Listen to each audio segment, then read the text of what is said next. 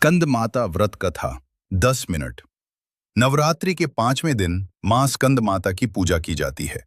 ये माता पार्वती का ही स्वरूप हैं और भगवान कार्तिकेय स्कंद की माता होने के कारण इन्हें स्कंद माता कहा जाता है। कथा प्रारंभ। प्राचीन समय की बात है। एक नगर में एक धनी व्यापारी रहता था। उसके पास धन दौलत की कोई कमी नहीं थी, लेकिन वो बहुत दुखी था क्योंकि उसके कोई संतान नहीं थी। एक दिन उसने एक संत से अपनी पीड़ा बताई। संत ने उसे कहा, यदि तुम सच्चे मन से नवरात्रि में मां स्कंद माता का व्रत और पूजा करोगे तो तुम्हारी मनोकामना अवश्य पूरी होगी। व्यापारी ने श्रद्धा से नवरात्रि का व्रत शुरू किया। वो रोज मां की पूजा करता, कथा सुनता और गरीबों को भोजन कराता। माता की कृपा। कुछ समय बाद माता की कृपा से उसके घर एक सुंदर पुत्र का जन्म हुआ। व्यापारी बहुत प्रसन्न हुआ और उसने मां का धन्यवाद किया। लेकिन जैसे जैसे समय बीता, व्यापारी धीरे धीरे पूजा पाठ में लापरवाह होने लगा। वो अपनी सफलता और सुख सुविधाओं में इतना व्यस्त हो गया कि उसने मां का स्मरण करना छोड़ दिया। संकट का समय। एक दिन अचानक उसका पुत्र बीमार पड़ गया।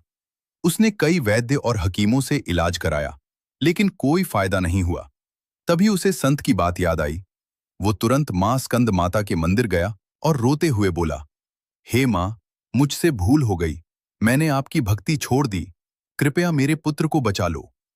मां का आशीर्वाद, उसकी सच्ची भक्ति देखकर मां स्कंद माता प्रसन्न हुई और उसके पुत्र को स्वस्थ कर दिया। व्यापारी ने समझ लिया कि जीवन में सुख समृद्धि का असली आधार भगवान की भक्ति है। उसने फिर से श्रद्धा के साथ व्रत और पूजा करना शुरू कर दिया। कथा का संदेश। इस कथा से हमें यह शिक्षा मिलती है कि माता की भक्ति सच्चे मन से करनी चाहिए। सुख मिलने पर भगवान को नहीं भूलना चाहिए। संकट में भी विश्वास बनाए रखना चाहिए। व्रत का महत्व।